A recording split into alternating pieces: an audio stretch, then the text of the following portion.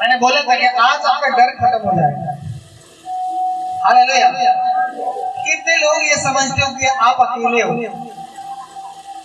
कितने लोग ये मानते हो कि आप अकेले हो? दुनिया में कोई साथ देने वाला नहीं। हाथ उठाइए। क्योंकि बहुत सारे ऐसे लोग हैं जो अपने आप को जीवन में अकेला समझते हैं और उसे लगता है कि कोई मेरा नहीं सुनने वाला, कोई मदद नहीं करने वाला। लेकिन मैं आपको बता दूं, जो मसीह यीशु में है ना, वो अकेला है ही नहीं। जिस दिन आपने यीशु मसीह को ग्रहण कर लिया, उस दिन से आप तो खुद के अब नहीं रहे, तो आपको यीशु ने खरीद लिया अपना लहू बहा। हालेलुया। विपत्तियां, समस्याएं किसके जीवन में आती है? जो अपने आप में ये नहीं मानता कि यीशु ने मुझे खरीदा है, जो ये नहीं मानता कि यीशु ने मुझे अपने पास बुला लिया है, यीशु ने अपने शरण में मुझे बुला लिया है। विपत्तियां उसके जीवन में आती है,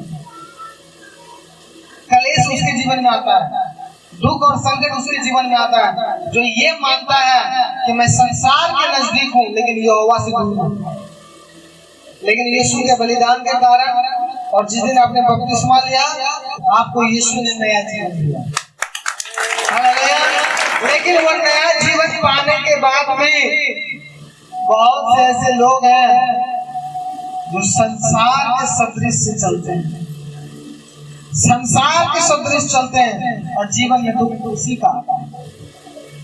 अरे जब तुम्हें किसी ने खरीद लिया, तुम शैतान के हाथों बिके हुए थे, तुम पाप और अधर्म के हाथों में तुम बिका हुआ था और शैतान तुम्हारे ऊपर राज्य कर रहा था। बीमारियां तुम्हारे ऊपर, तुम्हारे अंदर जन्म ले रही थी, रोग तुम्हारे अंदर पल रहा था, दुष्ट आत्मा तुम्हारे अंदर कार्य कर रहा था। इसका मतलब क्या है? तुम्हारे जीवन के ऊपर तुम्हारा अधिकार नहीं था, किसी और का अधिकार था। हालेलुया। लेकिन यीशु ने क्या किया? पलट दिया।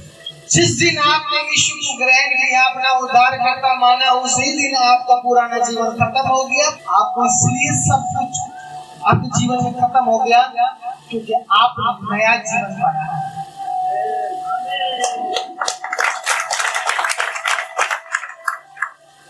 अब आपको ऐसे उदाहरण में बताऊंगा जो तुरंत समझ में आ जाएगा। अभी किसी ने नया आम खरीद के लाया है। क्या लाया है? नया आम खरीद के लाया है और उस नए आम को उसने कहाँ रख दिया पता है? पुराने आम की टोकरी में। हालेलुया।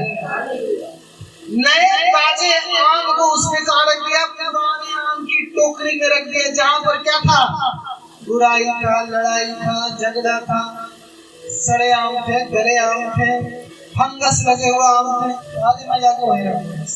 वो फ्रेश आम भी क्या हो जाएगा? क्या हो जाएगा? सड़ जाएगा। अच्छे आम भी कुछ दिन में सड़ जाएंगे, उसमें भी इन्फेक्शन आ जाएगा, उसमें बीमारी आ जाएगी।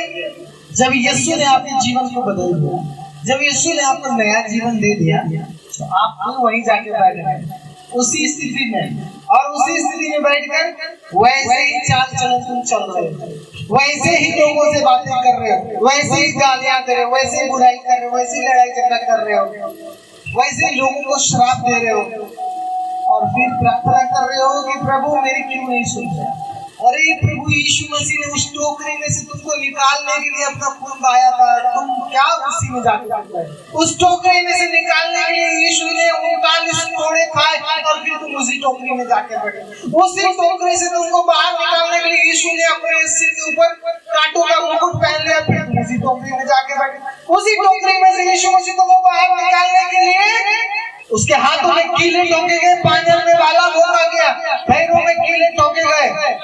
उस टोकरी में से तुझको बाहर निकालकर एक नए जगह पर, अच्छे जगह पर रखकर नए चाल, नए जीवन चलने के लिए, लेकिन तू फिर जाकर उसी संगति में धुआं फूकने वाला, खैनी खाने वाला, दारू पीने वाला, गुटखा खाने, फिर तुम उसी टोकरी में जाके दारू कलेश कहाँ से आ रहा? बीमारी पहले जहाँ से आ रहा था, बीमारी वहीं से आ रहा। पहले भी शैतान को से होता, फिर भी शैतान को हालेलुया। अगर यीशु ने आपके जीवन को बदल दिया, आपको नया जीवन मिला है, तो पुराना साथ छोड़ दे। उस टोकरी में तो बैठना ही नहीं है, उस लोगों से तो मिलना ही नहीं। यीशु में आने के बाद मैंने सबसे बड़ा एक जीवन में मेरा काम हुआ, वो क्या हुआ, मेरे सारे दोस्त खत्म हो गए, सारे दोस्त खत्म हो गए, सारे का सारे, एक भी नहीं रहा। हालेलुया। मैंने एक को त्यागा, कितने आत्मा बचाए। हालेलुया। मैंने उनको छोड़ा तो कितने आत्माएं बचाएगा। अगर उसके साथ रहता तो आज ये लोग काम कितने